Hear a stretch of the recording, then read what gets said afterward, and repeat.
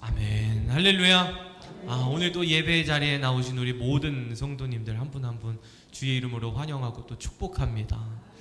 성도님들과 함께 하나님의 말씀을 가지고 같이 은혜를 나눌 수 있다는 것이 제게 있어서 얼마나 큰 기쁨이고 감사인지 모릅니다. 오늘도 말씀을 통해 하나님께서 각자에게 부어주실 은혜와 그 축복과 그 은혜의 메시지를 꼭 깨닫고 받고 돌아가시기를 간절히 축복합니다. 오늘 설교 제목 한번 읽어볼까요? 읽습니다. 시작. 아멘. 오늘 이 시간은 예수님만이라는 제목을 가지고 같이 은혜를 나누려고 해요. 그래서 오늘 본문 말씀 보시게 되면 이스라엘 백성들이 광야 생활을 하다가 이제 드디어 가나안 땅을 정복하고자 계획을 세우게 되는데, 가나안 땅 정복을 앞두고 어떤 일이 일어나냐면 하나님께서 보내신 불뱀에 물려 죽게 되는 일이 일어나게 돼요. 그래서 이스라엘 백성들이 왜 불뱀에게 물리게 됐는지, 하나님은 왜 불뱀을 보내셨는지, 그리고 불뱀에게 물린 이스라엘 백성들은 결국 어떻게 됐는지, 그것을 통해 우리에게 주시는 하나님의 메시지는 무엇인지 그것에 대해 같이 알아보며 은혜를 나눠보려고 하는데, 먼저 이스라엘 땅을 보시게 되면 지형이 이렇게 생겼습니다. 요 동그라미가 갈릴리 바다고요. 요단강이 쭉 가다가 여기가 이제 사해이지요. 그럼 여기 길이 출애굽기에서 그렇게 많이 나오는 어떤 땅이에요? 가나안 땅입니다. 그럼 가나안 땅 밑에가, 따라합시다. 가데스 바네아. 가데스 바네아라는 지역이 있고, 또한 여기 사해 오른쪽을 보게 되면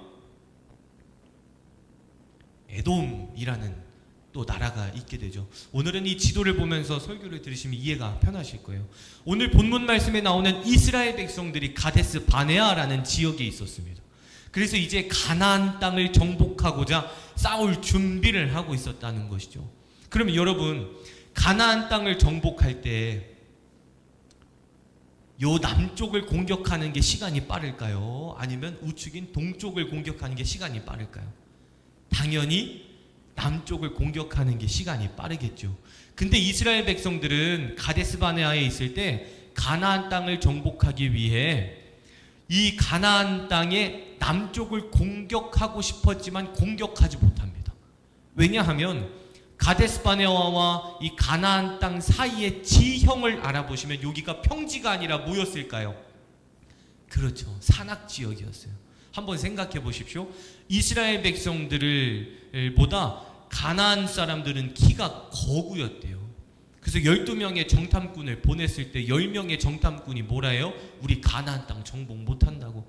키가 장대같이 크고 덩치는 왜 이렇게 크냐고, 우리 못한다고 라고 말할 정도로 가나안 사람들의 덩치가 굉장히 좋았다는 것이죠. 그렇다면 일반 체구였던 이스라엘 백성들이 가나안 사람들과 싸워서 이기기 위해서는 체력이 100% 충전되어 있는 상태여야지만 이길 수 있었던 싸움이었기 때문에 갑옷을 두르고 창을 들고 검과 방패를 든 상태에서 이 산악 지역을 계속 오르락 내리락 하고 힘이 쫙 빠지고 땀 뻘뻘 흘리는 상태에서 가나안 땅 도착하면 가나안 사람과 싸워서 이길 수 있었을까요? 없었을까요? 없었죠. 그래서 이스라엘 백성들은 가데스 바네아에 있을 때 가나안 땅의 남쪽을 공격을 못합니다. 그럼 결국 어떻게 공격해야 되는 거예요? 천상? 이렇게 돌아서 동쪽을 공격하고자 계획을 세웠다는 것이죠. 그래서 이스라엘 백성들이 이곳을 지나가야 되는데, 이곳을 동쪽으로 가기 위해서는 어떤 나라를 지나가야 될까요? 애굽이라는 나라. 따라합시다. 애굽을 꼭 지나갔어야 됐어요. 그래서 당연히 애굽이 허락해 줄 줄 알고 여기까지 이제 걸어갑니다. 그래서 모세가 오늘 읽지는 않았지만 민수기 20장 17절 말씀을 보시게 되면 모세가 이스라엘 백성들을 데리고 가나안 땅에 넘어갈 때 애굽이라는 나라의 왕에게 사신을 보내서 이런 부탁을 하게 돼요. 우리 20장 17절입니다. 읽습니다. 시작. 청하건대 우리에게 당신의 땅을 지나가게 하소서. 우리가 밭으로나 포도원으로 지나가지 아니하고 우물물도 마시지 아니하고 왕의 큰 길로만 지나가고 당신의 지경에서 나가기까지 왼쪽으로나 오른쪽으로나 치우치지 아니하리이다 한다고 하라 하였더니. 아멘. 여기 보시게 되면 청하건대 우리에게 당신의 땅을 뭐하게 해달라고요? 지나가게 하소서. 왜냐? 가데스바네아에서 가나안 땅 동쪽으로 가기 위해서는 어떤 나라를 지나가야 된다고요? 어떤 나라요? 에돔이라는 나라를 지나가야 된다고요. 그래서 에돔이라는 나라 왕에게 사신을 보내서 이런 부탁하는 거예요. 에돔의 왕이시여, 나는 이스라엘을 이끄는 모세라고 합니다. 저희가 당신의 나라의 땅을 지나갈 일이 생겼는데 좀 허락 좀 해주시죠. 그래서 여기 말씀 보시게 되면 당신 나라에 있는 포도원을 지나가지도 않겠습니다. 그게 무슨 뜻일까요? 포도를 따먹지도 않겠습니다. 당신 나라의 밭도 지나가지 않겠습니다.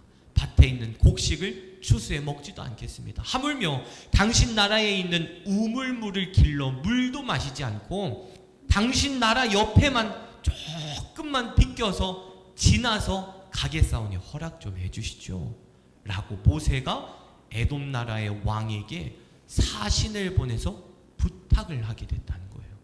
그러자 에돔 왕이 18절 말씀을 보면 뭐라고 대답하냐? 우리 함께 있습니다. 20장 18절입니다. 시작. 에돔 왕이 대답하되 너는 우리 가운데로 지나가지 못하니라. 내가 칼을 들고 나아가 너를 대적할까 하노라. 아멘. 에돔 왕이 대답하되 너는 우리 가운데로 뭐하지 못한다고요? 지나가지 못하리라. 절대 안 된다는 것이죠. 그리고 칼을 들고 대적하노라. 칼을 들고 대적하노라는 무슨 말씀일까요? 모세, 너 잘 들어. 혹시 너가 고집 피워가지고 우리 에돔 땅 조금만 밟고 지나가면 나 칼 들고 쫓아간다, 이런 뜻이에요. 그런데 이스라엘 백성들은 너무 간절했던 거예요. 왜냐하면 이곳을 꼭 지나갔어야만 했기 때문이죠. 그래서 이번에는 이스라엘 사람들이 에돔 왕에게 19절을 통해 어떻게 부탁을 하냐면 우리 19절입니다. 시작. 이스라엘 자손이 이르되 우리가 큰 길로만 지나가겠고. 됐습니다.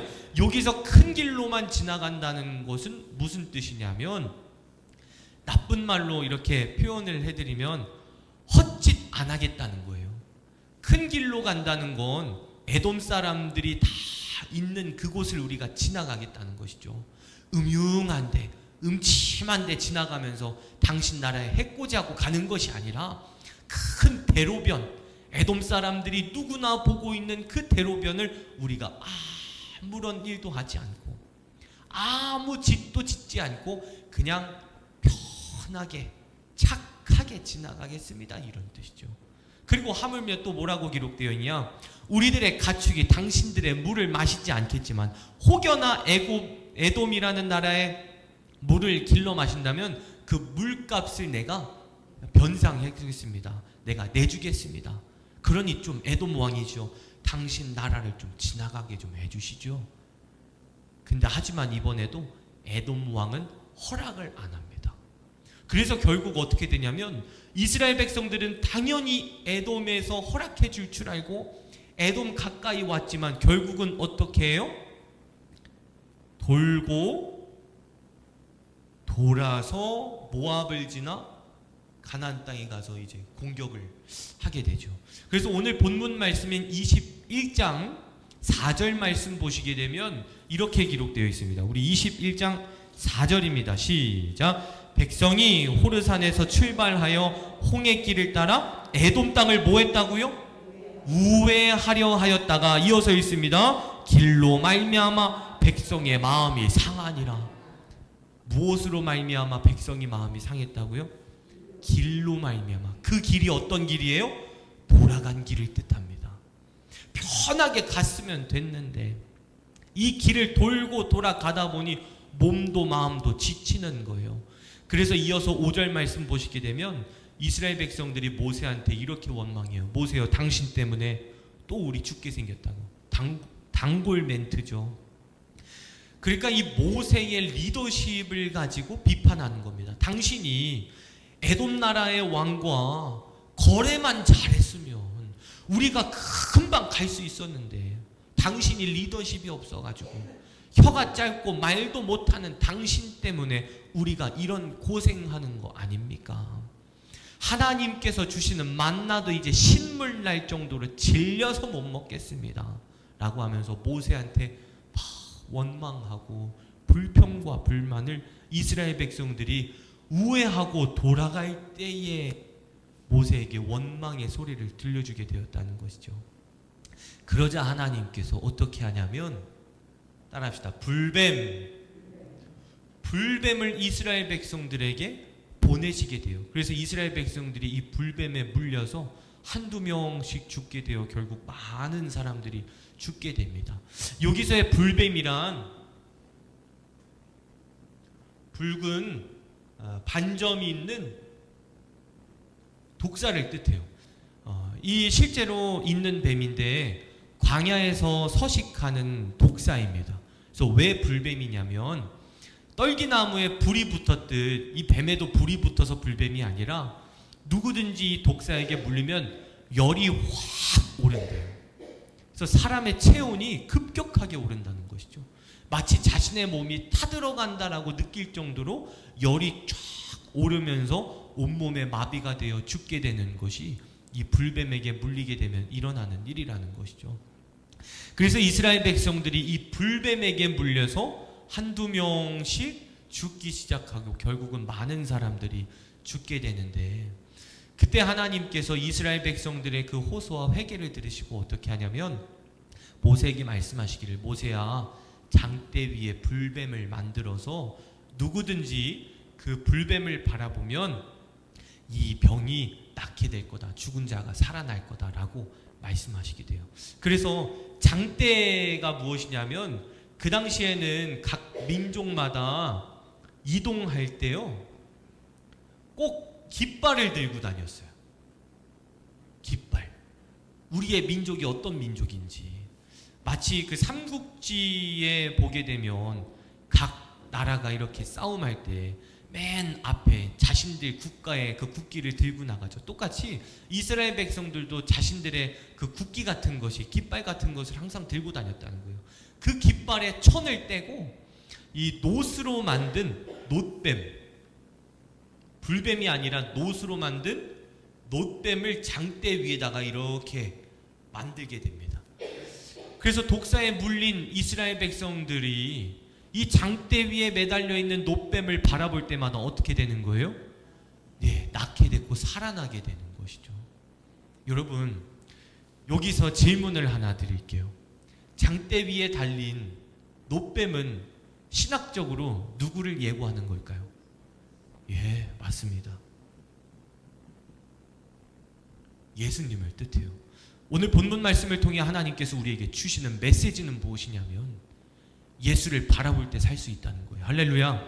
이스라엘 백성들이 죽어갈 때에, 불뱀에게 물려서 마비가 되어 죽어갈 때에 하나님께서 말씀하신 놋뱀을 바라볼 때 살아났듯 우리들의 인생 또한 십자가 위에서 못 박혀 돌아가신 예수 그리스도를 바라볼 때에 살 수 있다는 것이죠. 우리 모두가 세상 것 바라보며 사는 것이 아니라 예수님을 바라보며 사시기를 간절히 축원합니다. 이스라엘 백성들의 삶이 우리들의 삶과 비슷하죠. 하나님 앞에 불평과 불만을 내려놓음으로 인해서 결국은 하나님 앞에 벌을 받게 되었다는 거예요. 우리들도 살아가다 보면 많은 문제를 만나게 되죠. 이스라엘 백성들 얼마나 절망스러웠겠습니까? 여러분, 이 거리가 사실 그렇게 길지가 않아요. 그렇게 길지가 않습니다. 마음 먹으면 며칠이면 가는 거리예요. 40년 동안 꿈꿔왔던 곳이에요. 자신들의 모든 것 포기하고 내려놓고 참고 견뎌가며 걸어왔던 곳, 꿈꿔왔던 곳이 가나안 땅입니다. 그런데 그 가나안 땅을 바라보고 며칠이면 걸어간 그 거리, 마음 먹으면 얼마면 가는 그 거리에서 자신들이 불뱀에 물려 죽게 되었을 때, 또한 옆에 있는 내 가족들이 죽었을 때의 이스라엘 백성들의 심정이 어땠냐 이겁니다. 너무 절망스러웠겠죠. 너무 절망스러웠겠죠. 하지만 그 절망 가운데 놋뱀을 바라보라는 그 하나님의 말씀에 순종하고, 할렐루야, 하나님 앞에 무엇하고요? 순종하고 놋뱀을 바라볼 때에 그들의 질병이 나았다는 것이죠. 우리들 또한 물질에 대한 문제, 건강에 대한 문제, 자녀에 대한 문제 얼마나 많습니까? 그 문제를 만날 때마다 세상 것 바라보는 것이 아니라 장대 위에 달린 놋뱀을 바라봤던 이스라엘 백성들과 같이 예수님을 바라볼 때에 우리에게는 살 길이 열린 줄 믿으시길 축원합니다. 끝으로 오늘 말씀을 통해 하나님께서 우리에게 주시는 메시지는 무엇이냐면 하나님은 항상 큰 계획이 있으시다는 거예요. 한번 보십시오. 이스라엘 백성들 40년을 꿈꿔왔습니다. 드디어 이 짧은 거리만 가면 드디어 가나안 땅에 입성하여 전쟁하여 승리할 수 있겠구나.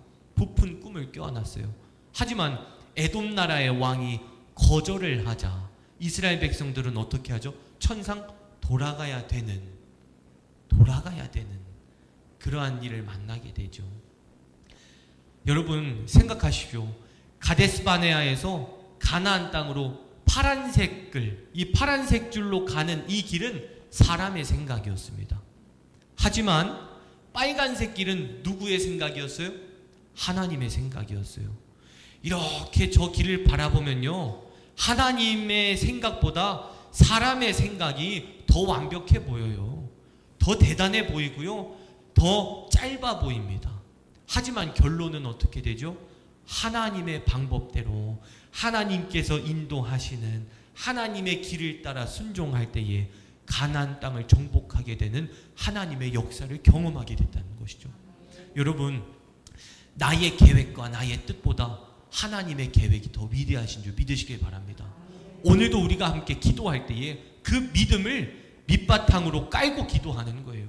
하나님만이 정답입니다. 예수님만이 정답입니다. 예수님만이 살 길입니다. 하나님만이 도와주십니다. 하나님만이 해결하실 수 있습니다. 그 믿음을 가지고 기도할 때 하나님께서 역사하신다는 것이죠. 사랑하는 성도 여러분, 말씀을 정리하겠습니다. 우리들도 살아가다 보면 이스라엘 백성들이 절망했듯 우리도 절망하는 때가 오게 되지요. 그럴 때 이스라엘 백성들이 놋뱀을 바라봤듯 저와 여러분들도 오직 예수님만 바라보시기를 바랍니다. 다른 것에 마음 두지 마시고 다른 것에 마음 팔지 마시고 진짜 나를 도와주실 수 있는 그 문제의 유일한 열쇠를 갖고 계신 예수님만 바라보시고 기도로 돌파하시고 믿음과 신앙으로 이기시면서 지금의 그 문제를 밟고 일어서시기를 주의 이름으로 간절히 축복합니다. 기도하겠습니다. 은혜로우신 우리 하나님 아버지, 오늘도 함께 귀한 말씀의 장으로 인도하시는 이에 진실로 감사를 드립니다. 이스라엘 백성들이 죽음 앞에서 순종하여 믿음으로 놋뱀을 바라봤듯 저희들 또한 어려운 상황 가운데에 있을 때에 세상을 바라보는 것이 아니라 십자가 위에서 못 박혀 돌아가신 예수 그리스도를 바라보게 하옵시고, 그러므로 인하여 지금의 문제에 넘어지는 것이 아니라 지금의 문제를 밟고 일어서고 승리하게 되는 복된 인생들로 주님 삼아 주시옵소서. 이 시간 귀한 예물 하나님께 올려드립니다. 1,000번째 드립니다. 김기진, 권예지 사모, 김아린 감사헌금 하나님 앞에 올려드립니다. 양길자 권사님 자녀 가족 구원이라는 기도의 제목 담아 하나님 앞에 감사헌금 올려드렸습니다. 우정숙 권사님 범사에 감사합니다. 성령 충만, 말씀 충만, 교회가 부흥되며 주의 뜻을 이루소서 라는 기도의 제목, 감사의 제목 담아 하나님 앞에 감사헌금 올려드렸습니다. 아버지, 복된 예물들이 하나님 앞에 영광될 줄 믿습니다. 하나님의 영광을 위해 쓰임받게 하옵시고 하나님 나라가 확장하고 우리 정산감리교회가 부흥하는 데에 귀히 쓰임받는 복된 예물들로 주님 삼아 주시옵소서. 믿음으로 올려드렸사오니 그 믿음에 걸맞는 복을 부어 주옵시고 하나님의 많은 축복과 은혜를 받아 누리며 살아가는 거부의 축복자의 주인공들로 주님 삼아 주시옵소서. 오늘도 믿음을 가지고 주님 앞에 나왔습니다. 사람은 해결하지 못할 문제이지만 하나님께서 해결하실 수 있는 줄 믿습니다. 그 믿음을 가지고 나왔사오니 간구하고 부르짖는 모든 성도들의 기도 가운데 주님 말씀하여 주옵시고 하나님의 거룩하신 음성을 듣는 복된 시간 되게 하여 주시옵소서. 막혔던 문제가 뚫려지기를 간절히 원합니다. 묶였던 문제들이 풀려지기를 간절히 원합니다. 꿈꿔왔던 저희들의 소망하는 바가 하나님 안에서 기적과 같이 이루어지기를 원합니다. 하오니 믿음으로 고백하는 성도들의 기도가 하나님의 역사로 나타나게 하여 주시옵소서.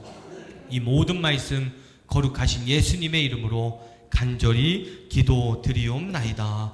아멘. 이 시간 바로 주여 삼창하신 뒤에 기도하시겠습니다. 기도합니다. 주여, 주여.